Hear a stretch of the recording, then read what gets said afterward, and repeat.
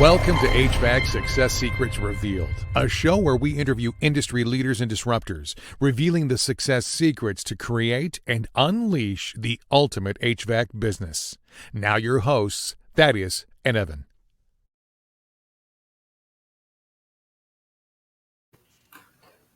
Hey, welcome back to another HVAC Success Secrets Revealed with Thaddeus and Evan.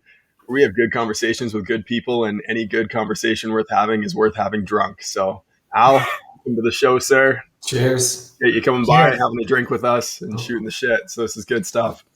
Yep. This week, our guest, Mr. Al Levi from the 7 Power Contractor. Al has a background in HVAC, in plumbing as well, and electrical, having run his family business for over 25 years with his brothers. And he went on to sell his shares in that business back to his family and then create the 7 Power Contractor, which is a program and a system that allows contractors to run their business with less stress for more success. So Al, welcome. Thank you. Thank you very much. It's good to be here virtually with the two of you surrounding me. Awesome. Hey, and I'm not kicked off Facebook today, so that's always a plus. That's always a plus. Yeah. Did you check your profile recently? You're good? I posted today and didn't get the boot. So whatever I did last week, although I did the exact same thing this week, I just didn't put a picture when I posted into our own group. So gotta love Facebook and whatever they're doing, right? So, yeah, whatever they do is all good. Yeah. Well, Al, let's dive right in. 7 Power Contractor. Tell us what it's all about and what it is that your vision is going forward. Yeah, so I think, just the backstory a little bit is, I grew up in the family business and third generation, like you mentioned, and now on to my middle brother is still there and my nephew, 4th generation. And that takes systems to be able to pass it from one place to the other. And the other thing that these guys both mentioned is that, I left my business after being there for 25 years, and then I have been doing consulting and putting my programs online for the contractors all around the world, actually, believe it or not. Primarily, I was working with the USA and Canada clients one-to-one. But I changed things around. But it wasn't always like that. There's a reason that, when he spit out my tagline, less stress, more success. It's a good tagline, by the way. Great. Thank you very much. Yeah. Because it really was, when I went out, it was like, what did I not feel most days of my life? And I was making a lot of money, by the way. It's not about money alone, but it was killing me. I was 246 pounds. So let's just put that in perspective. Whoa. I am now 193 pounds. Wow. But actually, I was doing a service call. You guys appreciate HVAC. Got down in the basement, running upstairs, down in the basement, running upstairs. And the last trip up, I go, if I wasn't the owner's kid, I wouldn't go up there one more time. That's what kind of shape I was in. And it was stress related. Because every day was like we put out the fire we thought we had out yesterday that kept on breaking out. And we're like looking at each other and like, we should do something about this, but we're too busy. And we were not a small company. We had 25 techs, 80 people as a whole. And so, as I said, it was good money, but I could tell pretty fast I was going to be a young, dead, rich guy. And that was not my goal to make that category or have that on my tombstone. So we really did work on systems, and that's what changed my life and allowed me to leave. And I was telling these guys before is that what I always like to share is you as, HVAC contractors like myself is you feel pretty lucky if you get 2 weeks notice from somebody who's going to leave you, right? Maybe a week. Sometimes we would not even know that they left other than they left the truck keys on top of the truck dashboard. Yep. Well, I gave 3 years notice, 3 years to my brothers and my dad because I was not going to leave them in a lurch. And what I also shared with these guys is I had to make sure I could burn all these systems in that they were rock solid for everybody else out there that I worked with later on. Plus, I love my brothers and I wasn't going to leave them in a lurch. And I had no intention of ever coming back. So I was going to make a really good exit. Right. I mean, can you imagine if you left them in the lurch, how Thanksgiving dinner would go? Thanksgiving would be great. Actually, that's such a great point because, things get testy as you go and you leave and things of that nature. And my brothers and I, we had a really great conversation that I recommend for all family businesses.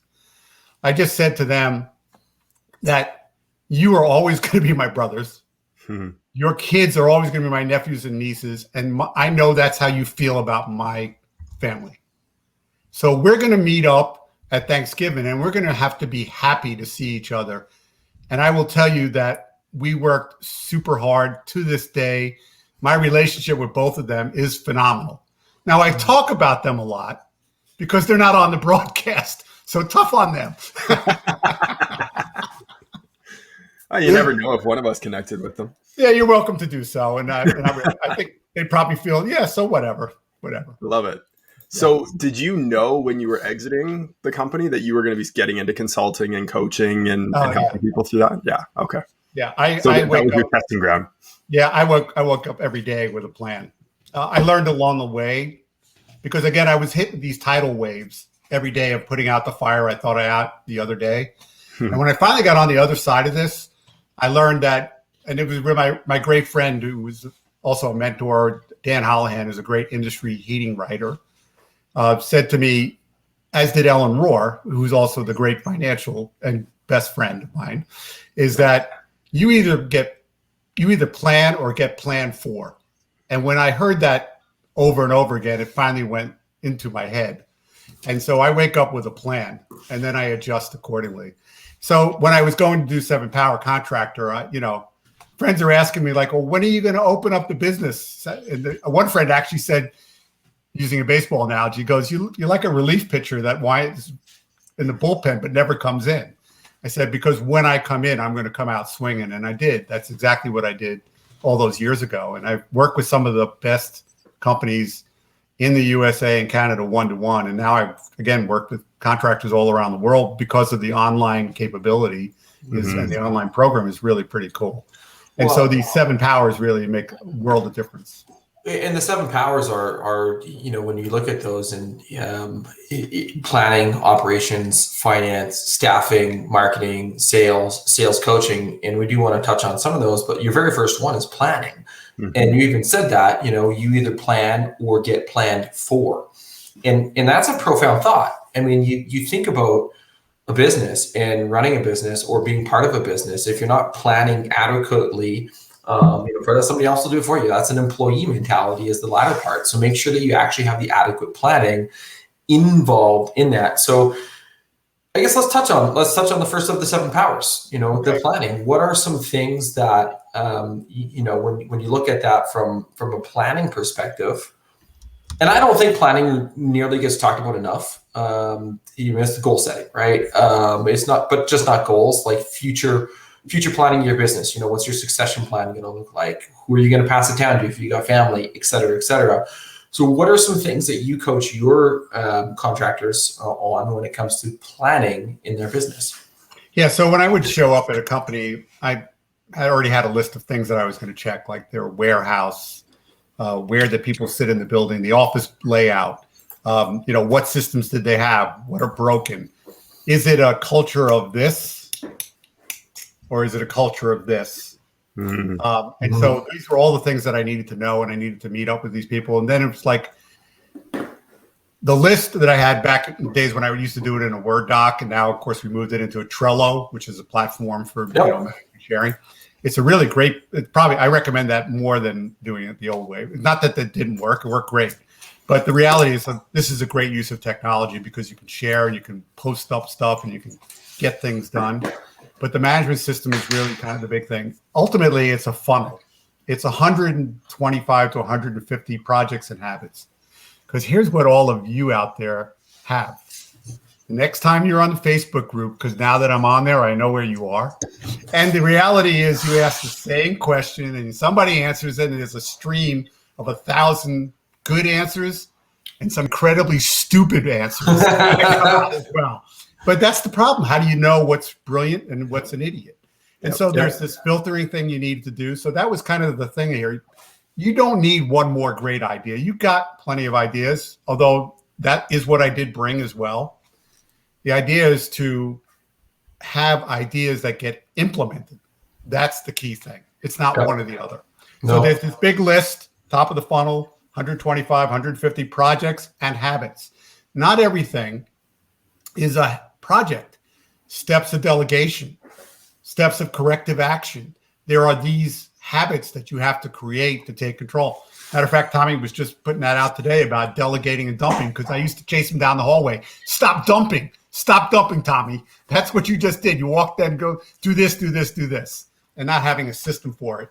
And he learned how to do it in writing, which is best, or even in technology wise, to assign these things. So then we have this big list, and we narrow it down the funnel by either fixes the biggest problem or challenge or greatest chance to grow and be profitable. And that's how it works down to the top 30. And the top 30 is, if I was working with two of you, by next year, this time, how many of those 30 things either fixed one of those two problems? Think of them as strainers. Mm-hmm. And then the reality is, I don't care how much money you have. I don't care how big your staff is.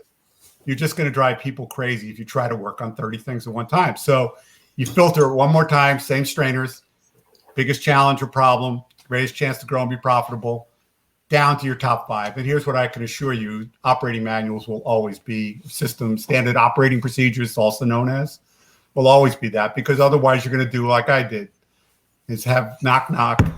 Yes, what can I do for you? Where do I get the shoe covers? And you tell that person. And tomorrow, where do I get the shoe covers? Sound familiar? That's exactly what you, but imagine whatever size staff, you think people are solving your problem.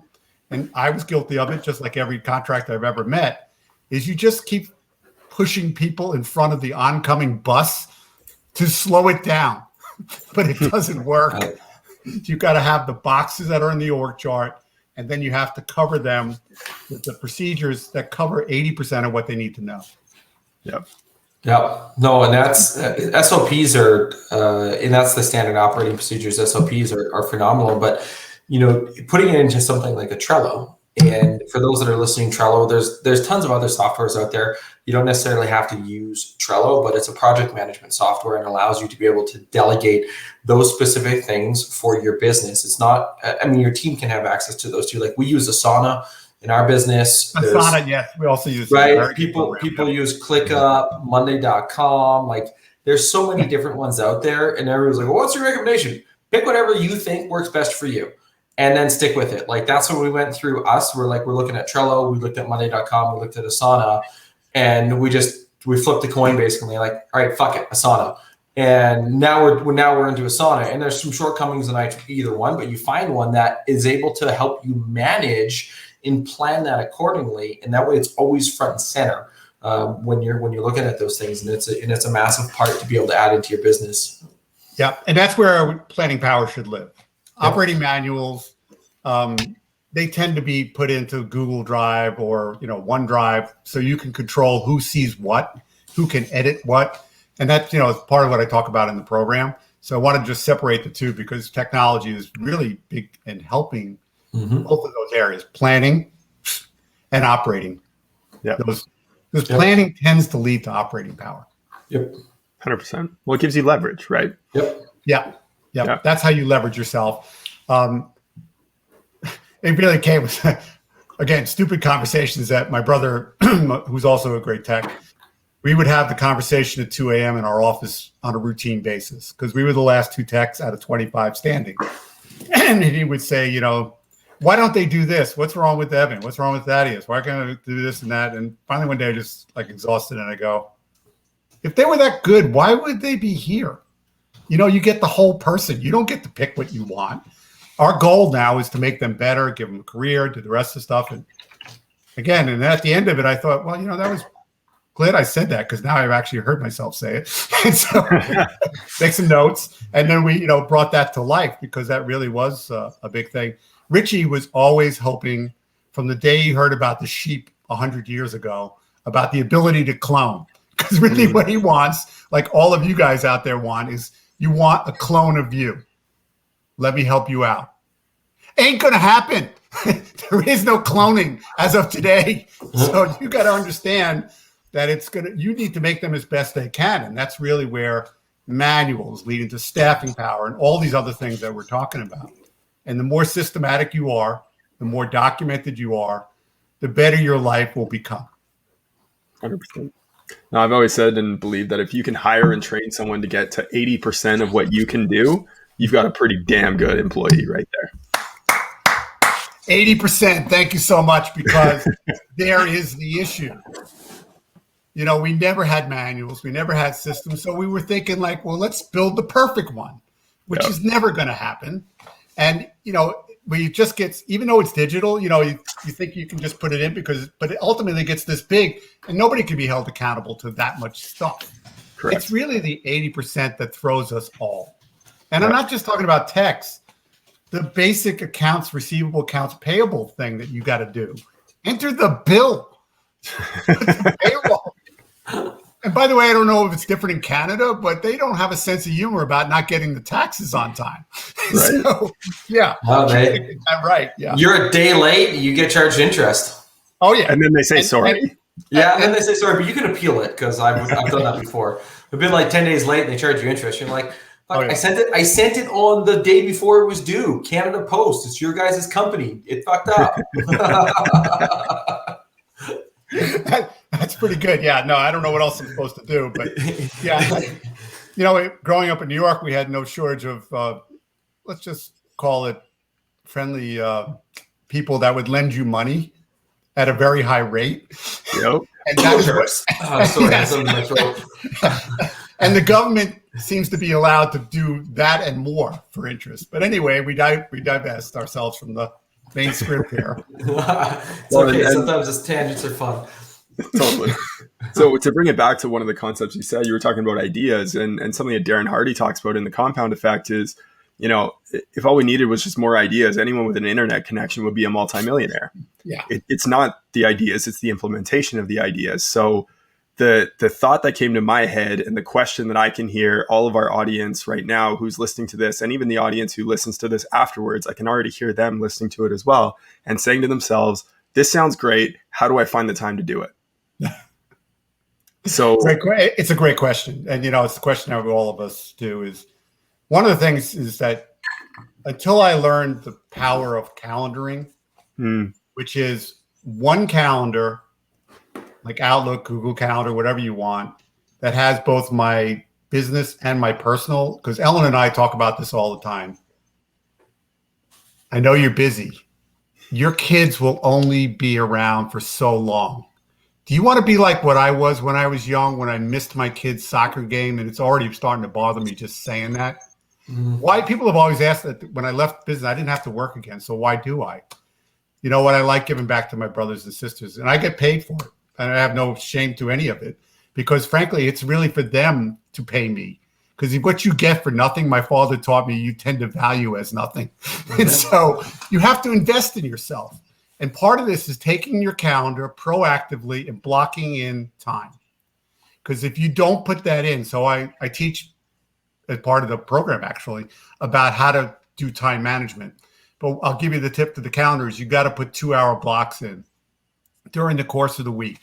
So no matter how busy you are, but that kind of speaks to what you were saying before about, you know, the 80%. The other piece of this is I really didn't make progress because most of us who are good techs, the reason we're good is because we're perfectionists. We don't leave the wires hanging out of the box. We put the cover back on the filter box, right? You know, we do these, otherwise you're like every other schlub out there. And so this is a big thing. The same thing here, though, it becomes punishing in that you won't get anything done. So what I'm speaking to really here is I had to learn to say to myself, and I said it out loud, nobody was around when I would say it at the end of the day, but I would say, you know what, good enough for today, I'll make it better tomorrow. I had to let it go out into the world.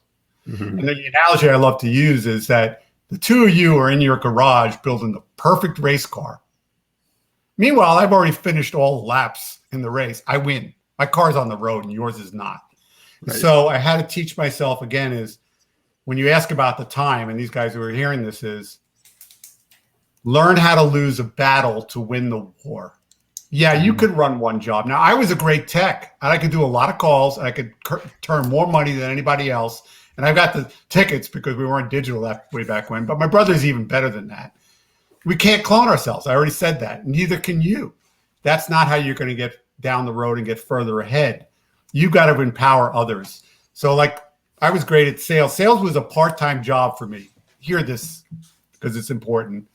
In the late 90s, I was selling $1 million a year as a big ticket salesperson. I call it a system advisor. It was a part-time job for me. I had all the other jobs, right? And I thought to myself, well, what could I do for this company? We were 17, 18 million at the time.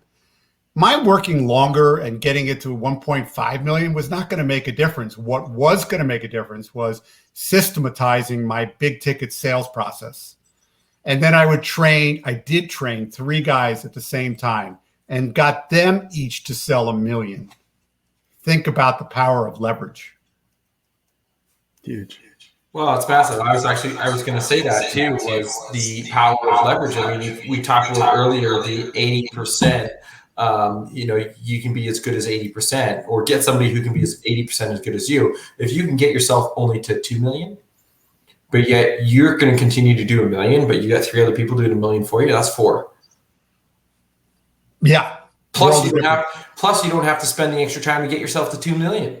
Yeah. Now you can take that time and spend with your family. It's just it's a shift in the mindset that a lot of people, I think, miss. Well, I always talk about the box org chart, the boxes it takes to run your company, not the fancy titles, CFO, CIO, CTOs, whatever those things, right?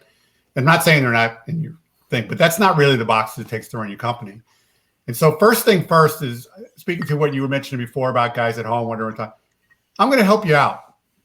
Your name is in a whole lot of those boxes. Now, I didn't stick you in those boxes. You were already in those boxes, but you didn't know. Once you know the boxes, and then you know that you need a manual to cover, even if it's 2 pages, is better than 0, which is what you have today. Then you start to have the ability to get Thaddeus and Evan to start filling those boxes. So the second part of the box org chart is the depth chart. It's the same box chart, just blown up to who's first string, second string, third string. So in football, American football, we talk about the center. Center gets hurt. We're not going to snap the ball. Somebody's second string comes in.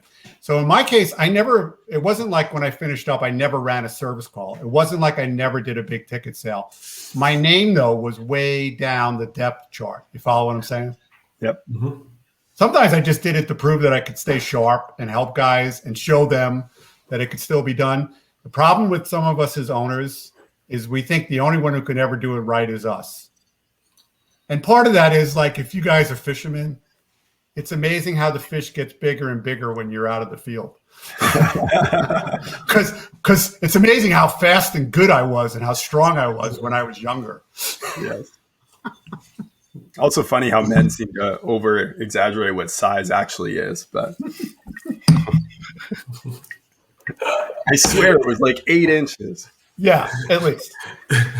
My mind went dirty. I'm was to avoid this, but okay. Right. Well, going back to what you said, Al, I'll bring it back here. I've learned this not long ago, and I've always lived by it when I think back to how I ran through school. Like, my motto going through universities was C's get degrees.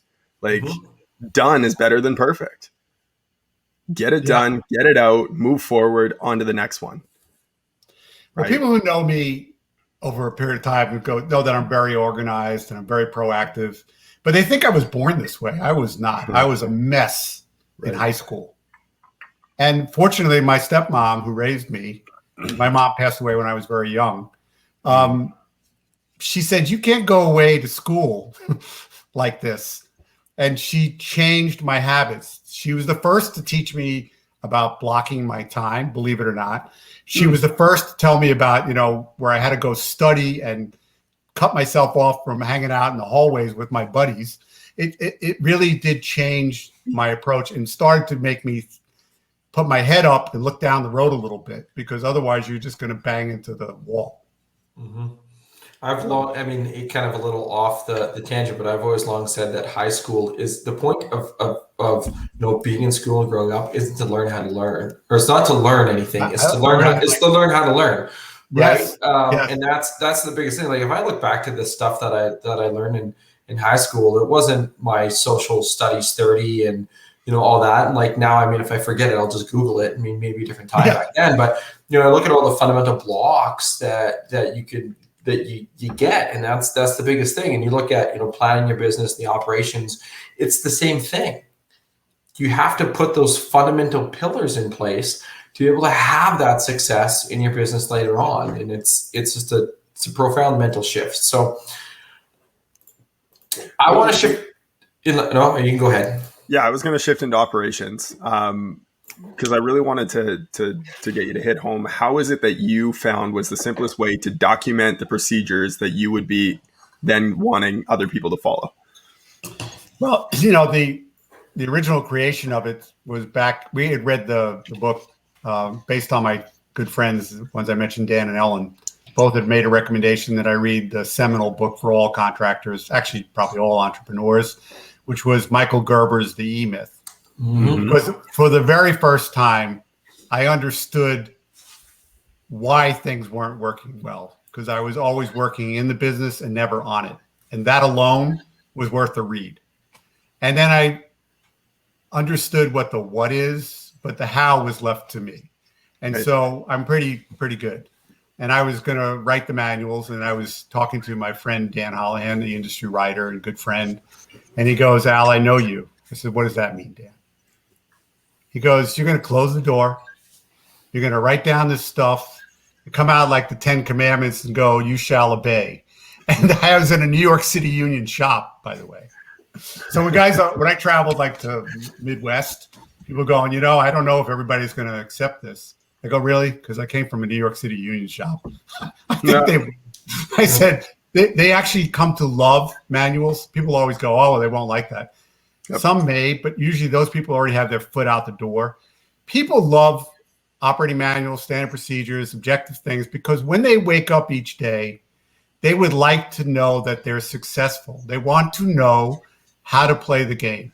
And what I always share is there were 4 Levies, my dad, my 2 older brothers, and me. Good luck figuring out what Levy to make happy today, because you didn't know who you reported to. We didn't have an org chart, right? We didn't have any of this stuff, let alone the famous job, which was a heating job. I trained this guy, Bobby, went out in the field, did the work. I came there. It was nothing like what I wanted. Pulled him out to the truck, and I go, what happened here? He goes, your brother came along and said, do it this way. And it was horrifying to me that we had no way of doing anything. So I hired Dan. And we spent $150,000 in today's money back in the late 90s to create, which is a fraction of what we have today in the manuals and the program.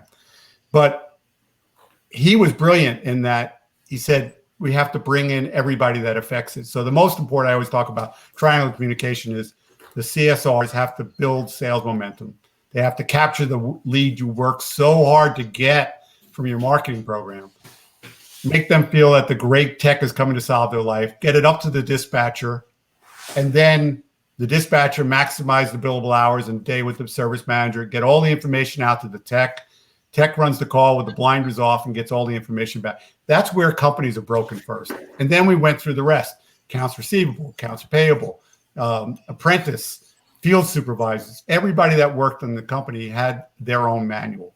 And the biggest manuals, most important, are at the bottom of the org chart, not the top. Mm-hmm. Because your job as managers is to hold those who report to you accountable to their manuals. Their goal for coming to your shop and for staying with you, because right now everybody's getting their guys poached, is to say, we offer a career, not a job. That was our big selling point. That's why people came to us. Right. We had all these choices. And this idea about, now is very tough, service techs, finding techs, keeping techs. As I was sharing with you, this is brand new. I've been around a long time, as my face will reveal. I battled this in the 80s, 90s. This is not new. I didn't really lose anybody that I really wanted to keep, because they knew that they were always in training. They were always advancing their career. They knew when they got their next raise, they didn't have to knock at my door and go, hey, can I get a raise? It was already spelled out. Salary levels was tied to the org chart. It was really turned out to be a great system. And what I'm very happy about is all of these clients that I've worked over the years with have found the same success. And to the great part, do I say there's 100%? No. And sometimes it's because the worst part of it is we as owners sometimes just think we know better and are not, people have hired me. This is going to sound funny. You can tell I have some alcohol in me. Am I pointing at the screen yet? Guys would hire me. Your words haven't been slurred, so you're okay. And another thing, I love you guys. It was some guys would hire the great Al Levy to prove that even he couldn't fix their company. Now it sounds stupid, right? But we're not based on logic. We're all based on emotion, and then we take logic to defend our emotional point of view. You with me? Yep. And so my job was, since I'm no longer doing one-to-one, I can say this. My job was to secretly fix you, the owner, because until I got fixed, till my family got fixed, there was no hope of fixing. One of the great guys I worked with, Joe Haney at Lowry Services, monster company in Pennsylvania, just doing phenomenal things.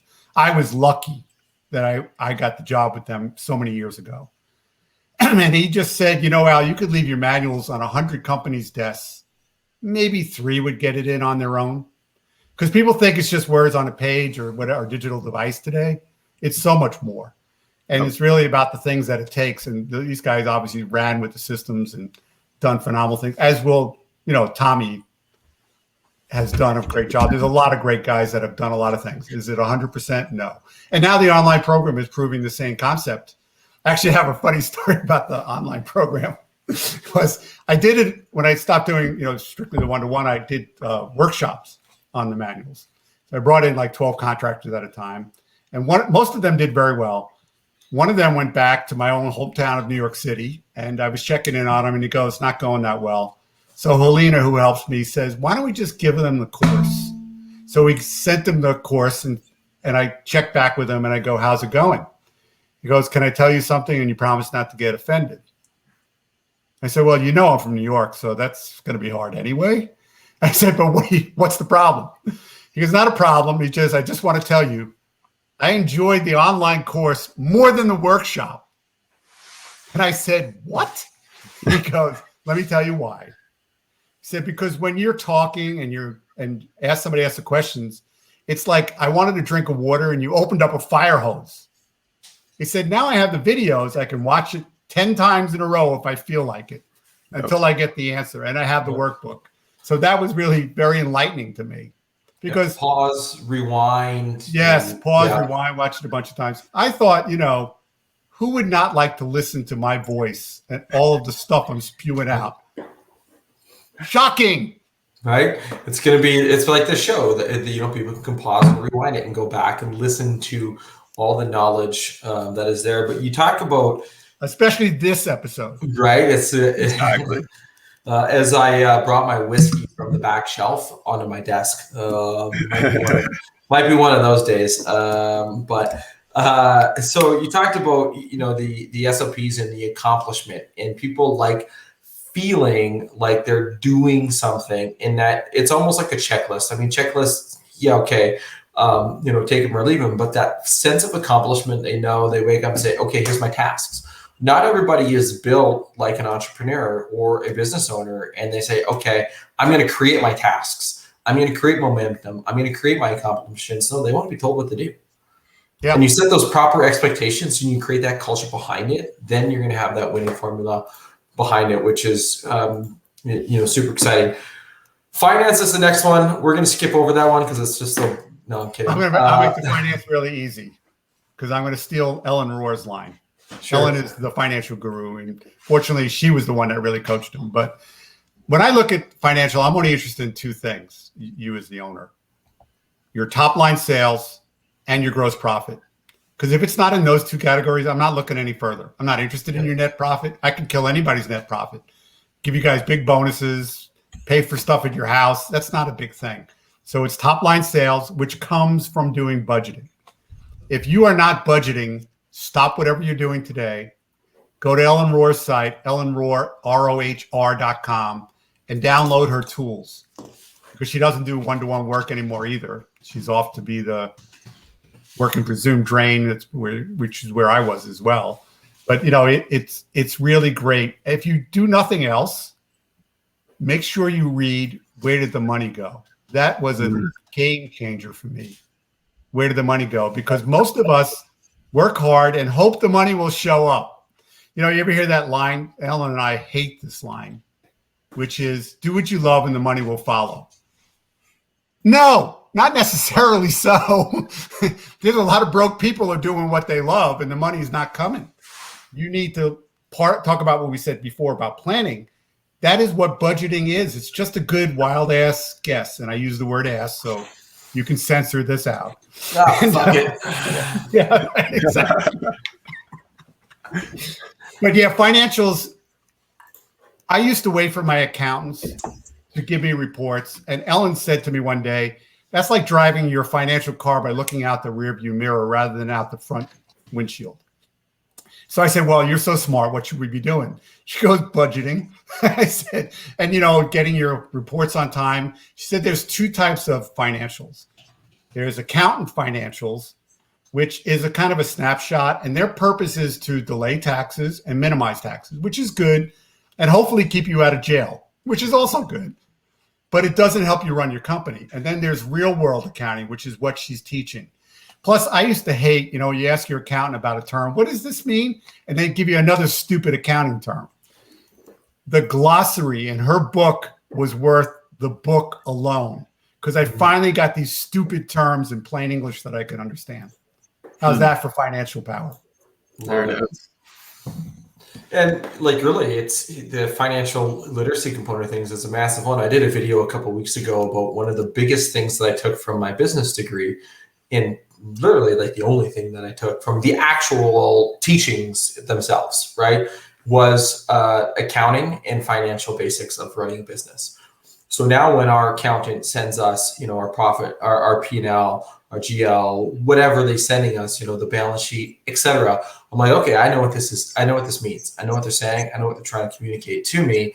And I know how to make the budget accordingly as a result of that. And so it's an often overlooked. I mean, you think about, what is it, 80% of businesses go out of business because of improperly managed cash flow? Oh, yeah. Right. And yeah, so exactly. understanding it, right? Don't, if you're listening to this, you're like, well, that might be me. Well, get over yourself and go ask somebody for help when it comes to your finances. Don't be proud. Don't be shy. Reach out and ask somebody for help for your finances because your business literally depends on it.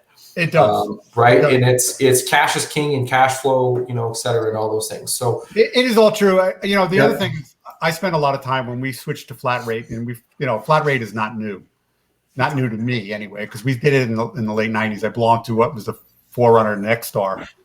And my brother and I are doing a budget because now we know we need to do that. And we realized we have to charge the right price for a toilet. And I think in the 1990s, it was $150 an hour billable. It was our billable hour, 150. Today, most of these companies are $300 or more. So we do a toilet. It comes out to $400. And my brother looks at me. He goes, do it again. So I do it again. Still ends up being $400. And it was frightening to think about. But what it was great was all of a sudden, for the first time, we realized not everyone is my customer. People who want clean, sober, on time, been trained at our facility using our manuals, no matter who's going out to the job, smile on their face, neat and clean. If there's a problem, we're coming back with a smile to make it right. And so when people go, well, that's terrible, you're charging this kind of money. Well, you charge whatever you think you need to do, but here's what's wrong. And I talk about this when I did sales power, because I knew the problem with these techs that I was training about sales power. They didn't believe in the sales price. You can make them quote the price, but if they don't believe it, I read it all over you. Yep. I can read it all over you. And that's why you don't do it. So I was taught by a great contractor, Dan Weltman, and I named it why the price is right. And I make them build the price with a blank sheet of paper.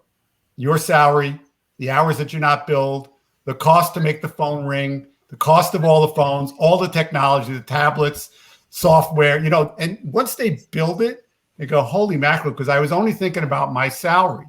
And that was what caused me one day. I was driving as a tech and I'm going to a job and I'm thinking to myself, so it's $150 an hour and I'm making $30 an hour. There's $120 going into their pockets. And if you were them, that's exactly what you think. So I had to close that gap. And that's exactly how I did it, because that was how I was trained. And it really, ultimately, your obligation to charge the right price is what I call it, is not for you. Not that I don't love you. I know I'm meeting you virtually, all of you, and I love you all. But I really care about your customer, because you're not going to be able to do the right thing. You're not going to be able to come back. You're not going to be standing behind. You're not going to spend the money in training. You're not going to do all of the things you need to do to differentiate yourself in the best way possible. So if the customer doesn't win, the company can't win, staff can't win, and ultimately you can't win by not charging whatever the right price is. I actually do like a 3-column budget thing where I tell them, pull out your statement from last year, the financial statement, everything you spent. Then the middle column is everything that you're going to want to spend to do something to make your company better. And the last one is gross profit. And once they do that, they go, oh my God, okay, now I get it. Yeah. Wow. A lot there. Your passion for the customer is absolutely evident right now. And I want to take the time to shamelessly plug you, because I think that, none of our guests plug themselves, right? And so we want to say, okay, if you feel that Al is dropping some absolute bombs for you right now, and his passion for the customer, the passion for you, and the passion for the business, reach out to him, have a conversation. You can reach out to him, Al, at 7powercontractor.com. That's 7, the number 7. And by the way, these will all be in our show notes later. So if I slur my words or talk too fast, Al at 7powercontractor.com. You can also reach out to him, 7powercontractor.com online.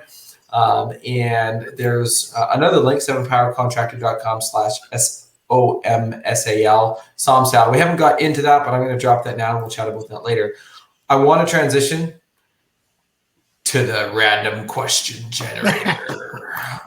You thought I was going to go all serious on this one. I love this part of the show. It's something that Evan and I started when it was him and I drinking whiskey, talking about our business.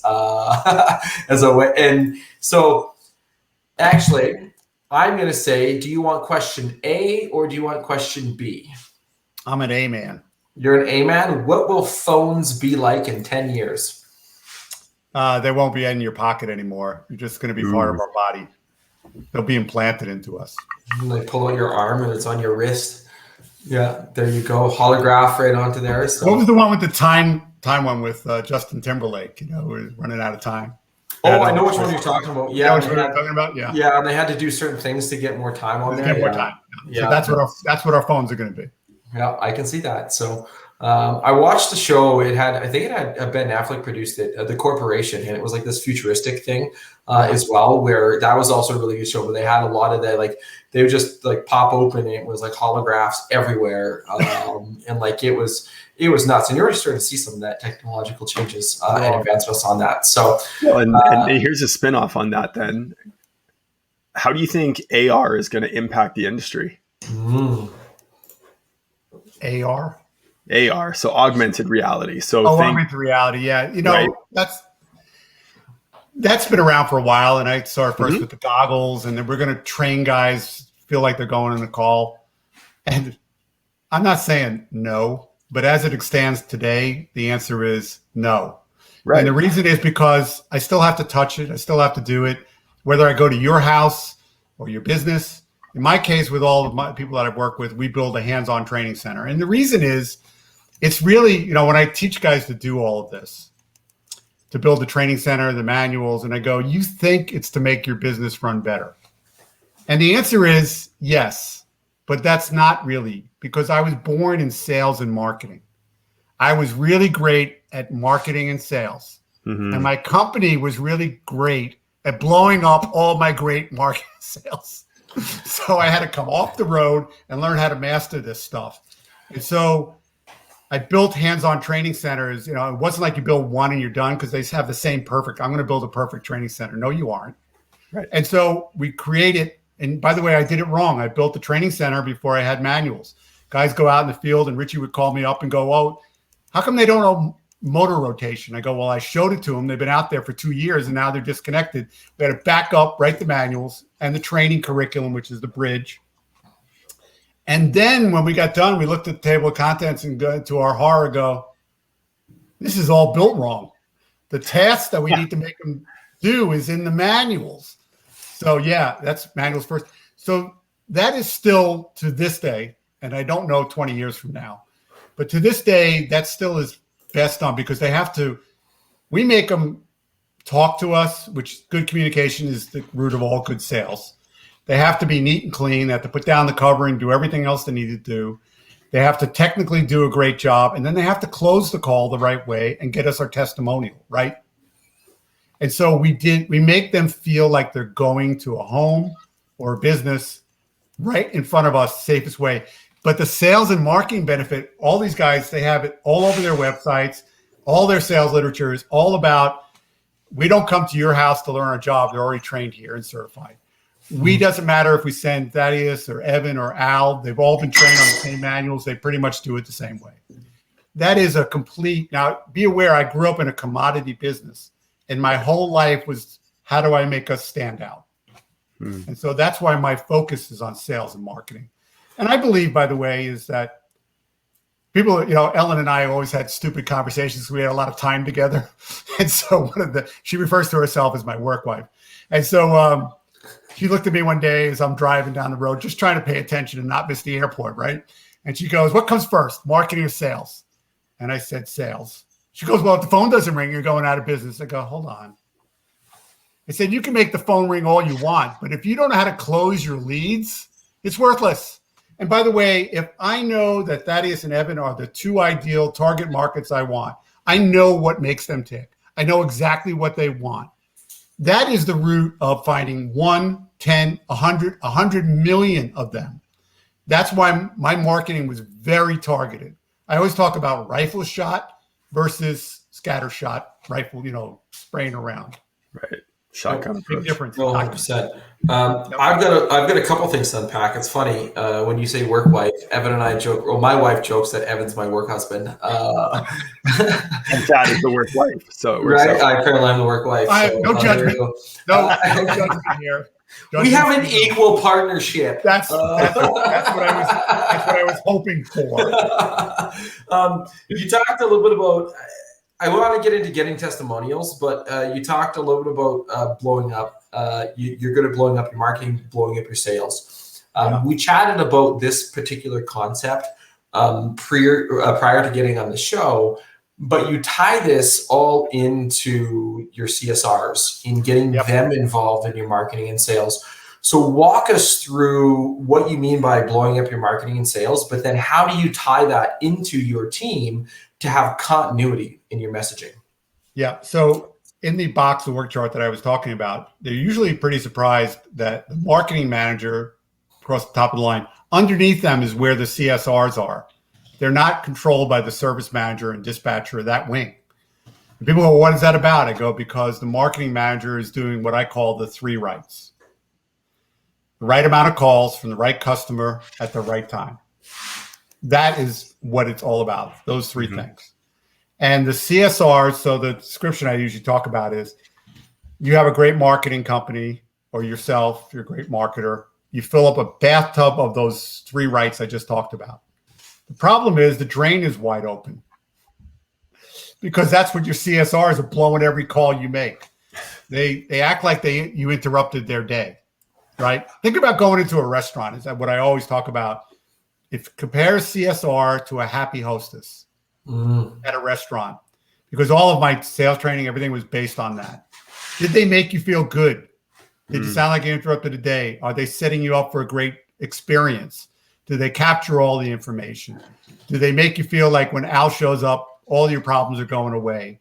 And then we stand behind what we do. Did they explain the basics of how you operate? So me as a tech, I don't get to the door and then have to start from nowhere about getting paid today and things of that nature. Well, so these are the things that are really important with CSRs.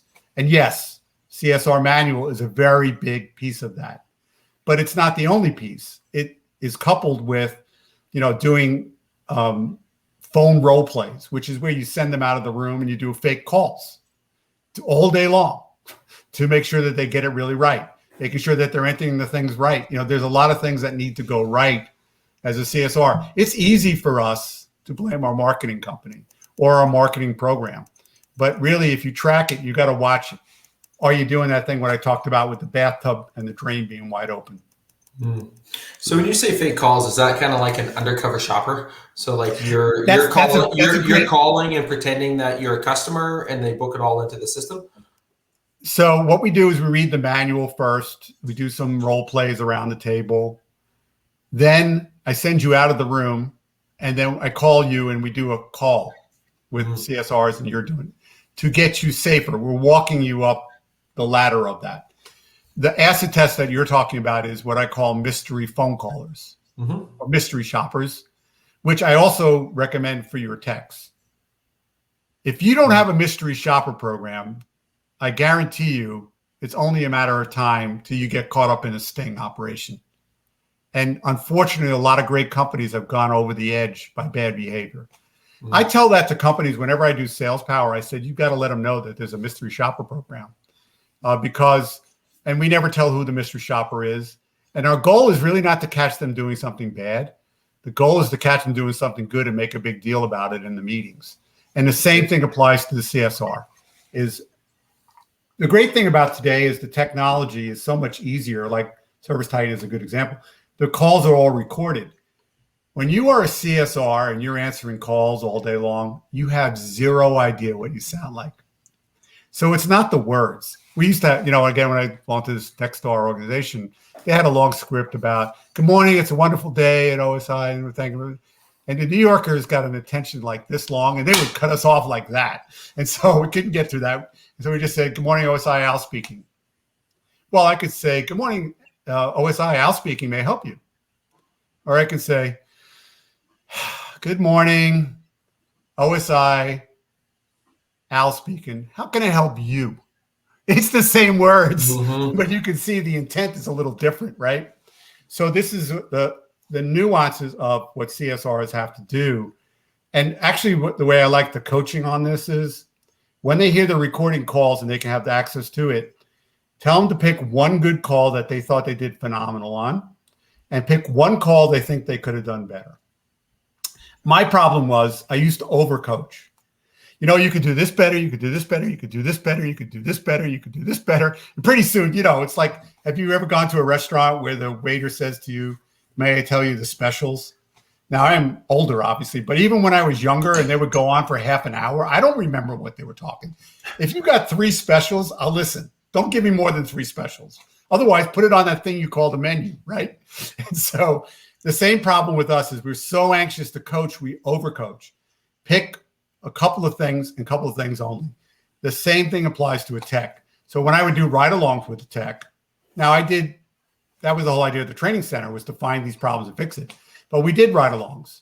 And I was with one of the guys who had been for a long time. He goes, Al, I usually don't have this problem, but I'm nervous because you're in my truck. And I go, here's what I can promise you. I'm going to be in your truck every week, and pretty soon you're going to forget about me. And pretty soon he did forget about me. People think that they'll be on their best behavior. Human nature is human nature. They will revert back to whatever they are. And so my job was, first of all, not to jump in. And when customers would look at me and go, well, what do you think? I go, honestly, I'm here to learn from Evan and Thaddeus. I would never lead on to anything else because you never want to submarine them. And I wouldn't step in unless it was something dangerous. But when they would get back in the truck, what I finally learned to say is, Evan, what do you think you did really great in there? And 99% of the time, they knew what they did really great.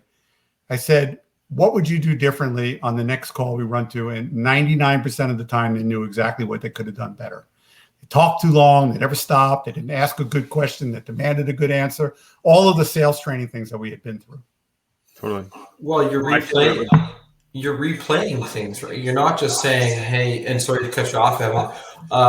You're not just saying, well, you did this bad, you did this bad, you did this bad, you did this bad. You're letting them answer it. And when they answer, not the second part of the question, the first part, they did it great, right? But that second part, now they're learning by replaying everything in their mind, right? All the sales coaching that I've ever had and ever done and ever went through was, okay, what would you have done differently on that program? And it's just, or that call. And now you replay, you get better. You replay, you get better. You replay. I firmly agree with all of that. I think the other thing is too many times in life, I forgot all of the good things I learned as a salesperson. Yep. And I was actually quiet and shy, and you can see I've gotten over it. But I used to, when I first started doing sales, I used to be looking at my shoes, all the things you're not supposed to do. And I was horrible. And it was only with a lot of work and training and doing and, things that I got better. Part of the thing is when I learned to talk is I didn't learn to shut up. So I tell this trick all the time. I learned by biting my tongue very lightly so that I couldn't jump in and talk. But what I also learned is what I have to say is semi-interested. What you really want to hear is what somebody else has to say. And the really great one is when you are talking, you are buying. When I am talking, I am selling. And the same thing applies to coaching because sales and training are really the same thing. We're selling a concept here about why I should learn, what's in it for me. And when you get them to the words fall out of their lips, that's the only time they really are listening.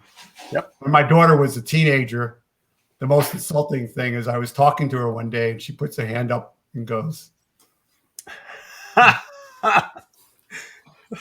it was a very good indication of, I'm not listening. Totally. Stop One of my favorite questions to ask it as a leader was, on a scale of 1 to 10, how do you think you did? That's great. And no matter what their answer was, it was, why do you feel like it was a 7 and not a 5?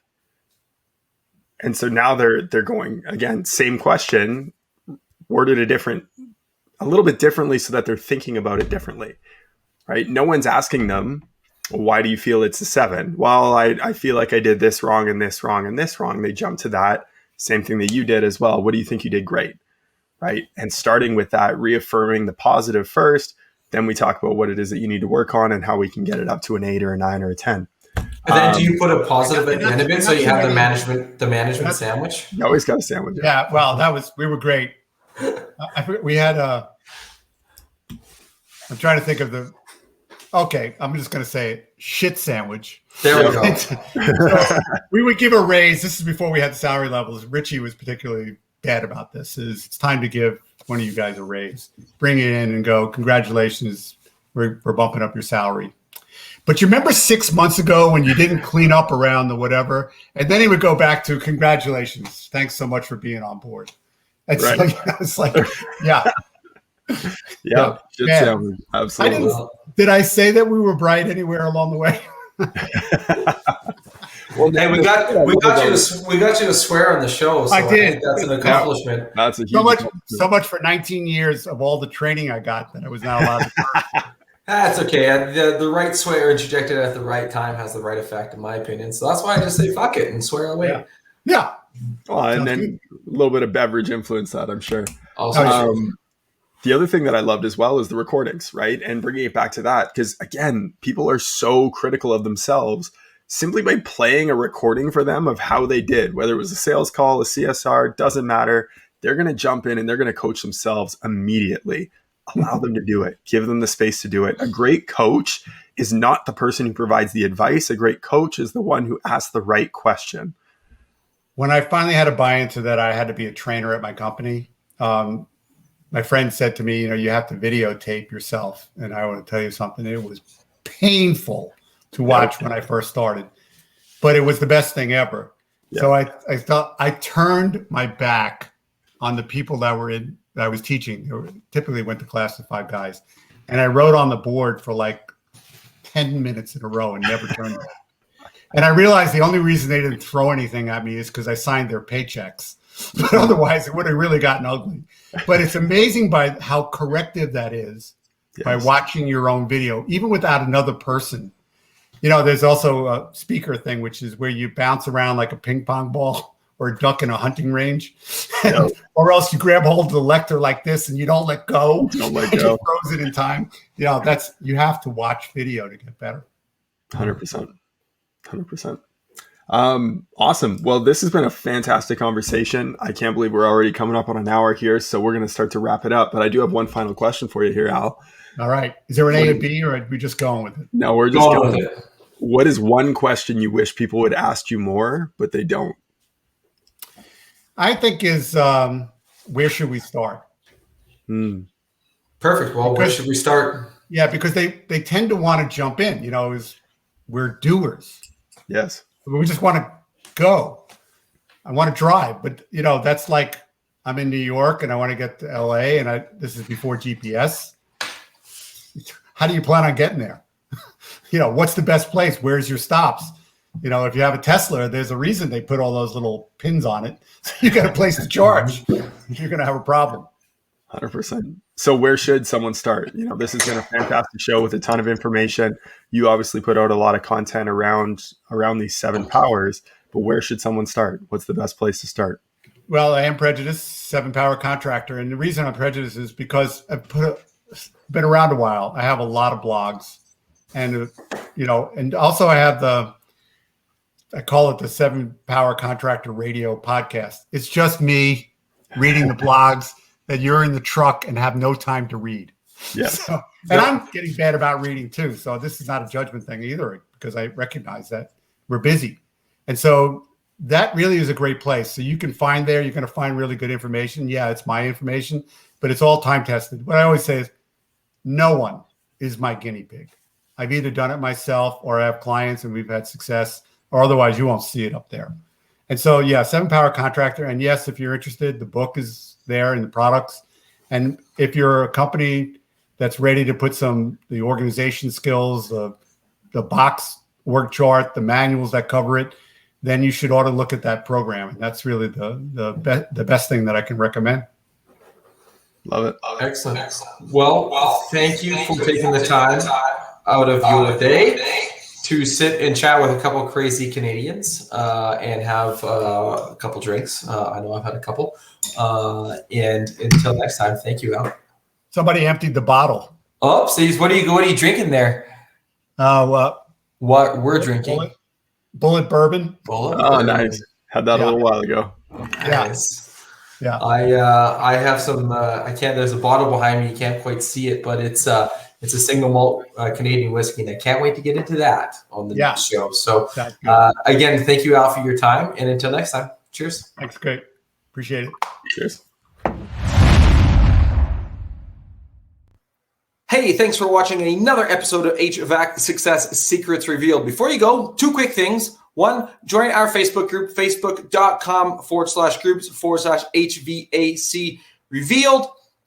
The other thing, if you took one tiny little bit of information out of this that was a golden nugget for you in your business, all we ask is for you to introduce this show to one person on your contacts list. That's it. That's all. One person. So they too can unleash the ultimate HVAC business. Until next time, cheers.